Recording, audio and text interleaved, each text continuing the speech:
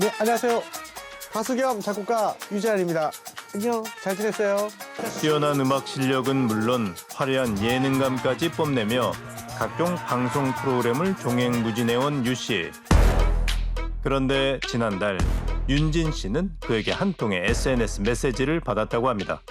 DM이 갑자기 왔는데 이 피드에 올린 글이나 이런 거 보고 글을 쓰는 솜씨가 좀 있는 것 같아서 같이 작사를 하려고 이렇게 말을 걸어오셔서 함께 음악 작업을 할 생각이 있냐며 말을 걸어봤다는 유 씨. 갑작스럽긴 했지만 윤진 씨는 만남을 제안했다는데요. 한번 뭐 미팅 날짜를 잡자 해서 그분한테 혹시 오늘 이제 미팅 날짜 잡을 수 있을까요? 했는데 갑자기 급발진해서 설레도 되냐 되게 박력 있다 뭐 이런 식으로 이제 흘러가는 거예요 내용이. 음악과는 상관없는 얘기를 이어가는 유 씨를 결국 차단했다는 윤진 씨는 불쾌했던 경험을 자신의 SNS에 적었다고 합니다.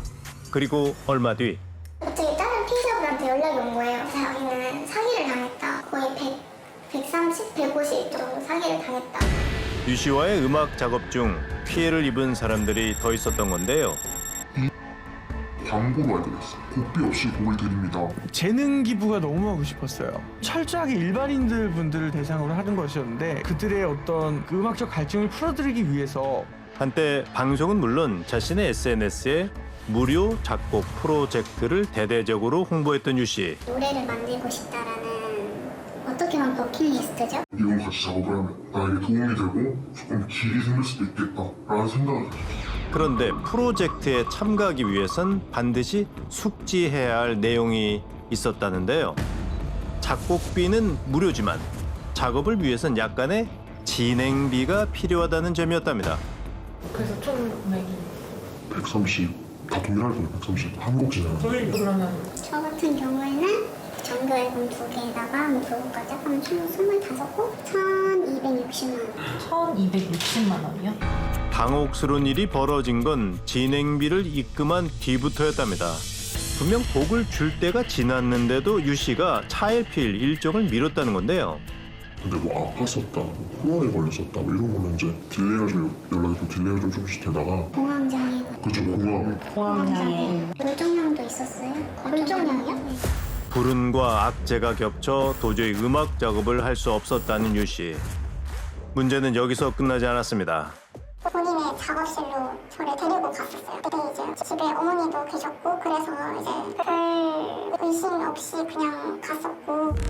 처음 보는 유 씨의 녹음실이 마냥 신기했다는 지영 씨. 그런데 예상치 못한 일이 벌어졌답니다. 정말 부스 내부만 대충 보여주고 이제 침대가 옆에 있었는데 문을 거예요. 침대예요? 네, 저를 이제 막 눕혀서 뭐 만진다거나 그런 식도 있었고 하지 말라고 했더니 큰 소리 내지 말라는 거예요. 거실에 어머니 계시기 때문에. 지영 씨를 아낀다는 말을 하며 사랑을 속삭였다는 유 씨. 그런데 정작 그가 교제하는 여성은 따로 있었답니다.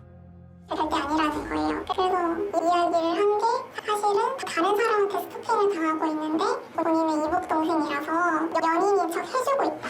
결혼을 약속한 예비 신부를 이복 동생이라고 소개하기도 했다는 유재한 씨. 순박한 얼굴로 시청자들에게 사랑받았던 그는 어쩌다 논란의 중심에 서게 됐을까요?